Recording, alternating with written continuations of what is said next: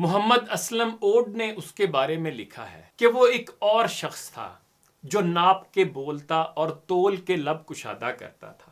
گفتگو کے لیے اس کے پاس الفاظ کی قلت تھی اور نہ پیرایہ اظہار سے وہ ناواقف تھا۔ وہ زور آور بھی تھا اور زبان آور بھی، اور اتنا کہ اس نے کبھی جو خطاب کیے وہ آج ادب پاروں کی حیثیت رکھتے ہیں، مگر وہ کم بولتا کہ اس مختصر زندگی میں اسے حق نے جو ذمہ داریاں عطا کی تھیں وہ اسے بولنے کا وقت نہ دیتی تھیں۔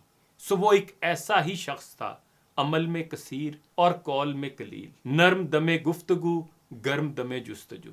آج دنیا اسے یاد کرتی ہے۔ مورخ لکھتے ہیں وہ ایک ہی تھا، اور اگر اس جیسا دوسرا ایک اور ہوتا تو پوری زمین پر اسی کے نام کا جھنڈا لہرا رہا۔ وہ طوفان خیز قدم رکھنے والا تھا، سو یہ کرۂ ارض اس کی فتوحات کے آگے سمٹ گیا تھا۔ وہ تیزی سے یلغار اور قوت سے وار کرنے والا تھا۔ شاعروں نے اس کے قصیدے لکھے، مورخوں نے اسے فاتح کہا، قانون دانوں نے اس سے قانون اخذ کیے، اور عوام نے اس کے وجود سے اپنے لیے سعادتیں، راحتیں اور امید و امن کشید کیے۔ وہ جب زندہ تھا تو رعایا کو بھی زندگی کا احساس ہوتا تھا اور وہ راتوں کو سو نہ سکتا۔ وہ جب بینک میں پڑے سرمایے یا تجوریوں میں محبوس دولت بچانے کی ہوس نہ تھی کہ جو اسے کالے سانپ کی طرح ڈستی ہو اور نیند اس سے روٹھی رہتی ہو، بلکہ وہ کہتا تھا کہ میں اس لیے جاگتا ہوں تاکہ میری قوم، میری رعایا سکھ بھری نیند کا لطف لے سکے۔ عربی کے ایک شاعر نے اس کی ایک رات کا تذکرہ لکھا۔ قوم سو رہی تھی اور وہ اس کے سونے کی حفاظت میں جاگ رہا تھا۔ بیتتی رات کے اس سناٹے میں پھر اسے کچھ شور سنائی دیا۔ اس نے کان لگا دیے۔ یہ معصوم بچوں کے رونے اور چلانے کی آوازیں تھیں جو کسی قریبی گھر کے سناٹے کو چیر رہی تھیں۔ وہ متجسس ہوا اور اس نے گھر تلاش کر لیا۔ پھر اس کے سامنے ایک دلدوز منظر تھا، بھوک سے بلکتے بچے اور غم سے نڈھال مفلس ماں۔ گھر میں ہر طرف حسرتیں بکھری تھیں اور ماں بلبلاتے بچوں کو اگر کچھ دے سکتی تھی تو وہ آہ اور دعا کے سوا کچھ نہ تھا۔ غربت و حسرت کے مرقع اس گھر کو دیکھ کر اس شخص کا سینہ شک ہو گیا۔ وہ انہی قدموں واپس پلٹا، اور جب دوبارہ اس در کی دہلیز پار کر رہا تھا تو اس کی پیٹھ آٹے کے بوجھ سے بھری بوری سے دبی ہوئی تھی۔ اس کے ہاتھوں میں کھجوریں اور شہد تھا۔ اتنا بوجھ پیٹھ پہ لادے وہ چلا آیا تھا، اور راستے میں اس کے ساتھی نے اسے کہا تھا، آقا کیوں اتنا بوجھ برداشت کرتے ہو؟ غلام کس لیے ہے؟ اسے کام میں لائیے۔ تب اس نے نہایت نرمی سے کہا تھا، اللہ کے بندے، آج تو میرا بوجھ تم اٹھا لو گے، کل جب قیامت آ پڑے گی تب کون اٹھائے گا؟ عربی شاعر نے لکھا، اس شخص نے پھر آگ جلانے میں اس بوڑھی عورت کی مدد کی۔ وہ آگ میں پھونکے مارتے تھے تو تب راکھ اڑ اڑ کر اس کے چہرے اور اس کی ریش مبارک پہ بکھرتی جاتی تھی، مگر وہ بے پرواہی سے یہ سب کیے جا رہا تھا۔ بالآخر آگ جلی، کھانا پکا، بچوں کے پیٹ میں نوالے گئے اور وہ سکھ سے سوئے۔ تو تب حسرت برے در و دیوار میں بستی اس بڑھیا نے کہا، سچی بات یہ ہے کہ خلیفہ ہونے کے اہل تم ہو، نہ کہ وہ شخص جو عمر کہلاتا اور خلافت کرتا ہے۔ بڑھیا جانتی نہ تھی مگر یہ راکھ اڑانے، آگ جلانے اور سب اپنی پیٹھ پر لاد لانے والا عمر ہی تھا۔ جی ہاں، عمر رضی اللہ تعالیٰ عنہ، وہ عمر کے جو خلیفہ تھا، اور لوگوں نے اس کے کرتے پہ 12 پیوند گنے۔ بیٹی حفصہ نے کہا، ابا جان اب نیا کرتا بنوا لیجئے، آخر اور کتنے پیوند لگائیں گے؟ اس نے سنا اور بڑے تحمل سے کہا، باپ کی جان، میں مسلمانوں کے مال میں اس سے زیادہ تصرف نہیں کر سکتا۔ شام سے واپسی تھی اور راہ میں ایک خیمہ دکھائی دیا۔ اس خیمے میں ایک بیوہ بستی تھی۔ ملاقات کی اور عمر نے پوچھا، اماں کچھ معلوم ہے کہ امیر المومنین کہاں ہے؟ اس نے ایک شان بے نیازی اور بے رخی سے کہا، ہاں سنا ہے وہ شام سے چل پڑا ہے۔ تعجب بھرے لہجے میں عمر نے کہا، اماں جان، امیر المومنین کے حالات سے اتنی بے خبری؟ بڑھیا نے پلٹ کے تلخی سے جواب دیا، جب امیر المومنین کو ہماری خبر نہیں تو ہمیں اس سے کیا غرض؟ ضروریات پوری کرنے اور خیال رکھنے کا حکم دینے کے بعد عمر نے یہ کہا، مجھے تو خلافت کا مفہوم شام کی اس بڑھیا نے سمجھایا ہے۔ جانتے ہیں اس بات کا کیا مطلب ہے؟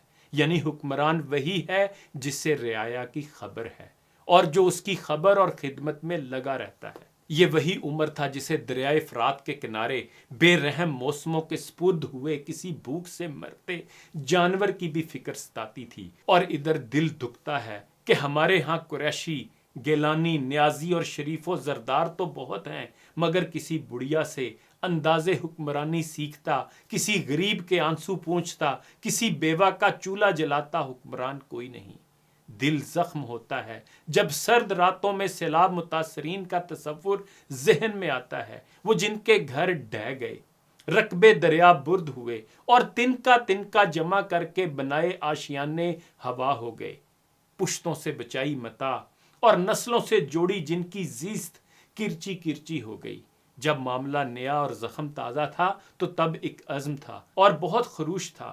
جب کراچی، لاہور، فیصل آباد اور سیالکوٹ کا تاجر انہیں دال چاول بھیج رہا تھا، مگر اب سیلاب زدگان نہ میڈیا پہ رہے، نہ حکمرانوں کی ترجیح رہے اور نہ تاجر کی یادداشت میں باقی رہے، مگر افسوس وہ اب بھی ویسی ہی ایک زندہ حقیقت ہیں، اور ان کی تلخ و تند زندگی کہیں بڑی حقیقت۔ خیموں میں بیمار اور بوڑھے ہی نہیں، معصوم بچے بھی ہیں۔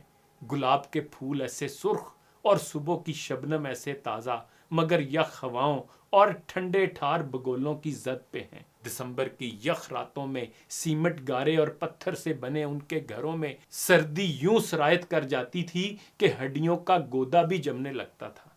کوئی تو سوچے تب ان پر کیا بیتتی ہوگی جن کو صحرا میں ایک دیوار بھی میسر نہیں۔ پھر صاحب مضمون اسلم صاحب نے لکھا ہے کہ بہاولپور زون کے ذمہ دار حافظ عبدالغفار اور انہی علاقوں کے باسی کاری ابو حمزہ صاحبان سے تازہ حالات جانے۔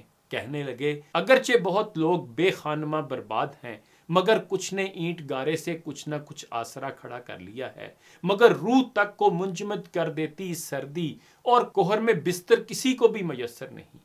عرفان صدیقی صاحب نے ایک دردناک کالم میں عافیہ کے بارے میں لکھا تھا۔ اس میں کسی فون کا حوالہ دیا تھا اور لکھا تھا کہ میرے لیے مزید دکھ کی بات یہ تھی کہ اس بچی کی آواز میری بیٹی سے ملتی تھی۔ واللہ نہیں، کوئی دوسرا اپنے بیٹوں جیسا نہیں سمجھا جاتا۔ ذرا دل پہ ہاتھ رکھ کے سوچئے، اگر لاہور کے باسی، کراچی کے باشندے اور سیالکوٹ کے رہنے والے ان بے گھر خانمہ برباد معصوموں، سرد ہواؤں میں تنکوں کی طرح کانپتے بچوں اور خزاں رسیدہ آنکھوں والے بوڑھوں کو اپنا جانتے تو کیا انہیں راتوں کو نیند آتی؟ کیا ہمارے لبوں پر ہنسی مچلتی؟ کیا ہمارے گھروں میں اضافی سامان اور بے شمار زائد بستر یوں ہی پڑے ہوتے؟ اخوت اس کو کہتے ہیں چبے کانٹا جو کابل میں، تو ہندوستان کا ہر پیر و جواں بے تاب ہو جائے۔ کہاں گئی ہماری وہ مسلمانی؟ عوام پوچھتے ہیں اگر تمہارے اپنے دامن میں غیرت نہیں تو کیا دہن میں ان درد مندوں کے لیے نوا بھی نہیں؟ اگر تمہارے پاس کچھ نہیں تو صرف ایک ہفتہ جا کے ان متاثرین میں بیٹھ جاؤ، بخدا تمہاری اتنی سی قربانی اور صدا پہ ہی یہ قوم اپنا سب کچھ نچاور کر دے گی، اور بے ردا بچیوں اور بے لباس بچوں کو راتوں میں بستر مہیا ہو جائیں گے۔ سیلاب ہیں، زلزلے ہیں اور نت نئے عذاب ہیں، مگر ایک عذاب سب سے سوا ہے۔ بتانے آزری بہت ہیں، حکمران کوئی نہیں۔ گیلانی و زردار اور شریف و شریر بہت ہیں، عمر کوئی نہیں۔ اے کاش یہ زرداری و گیلانی نہ ہوتے، یہ شریف و شریر نہ ہوتے، بس ایک عمر ہوتا۔ اس آشفتگی کے ہاتھوں سر ہے وبال دوش، صحرا میں اے خدا کوئی دیوار بھی نہیں۔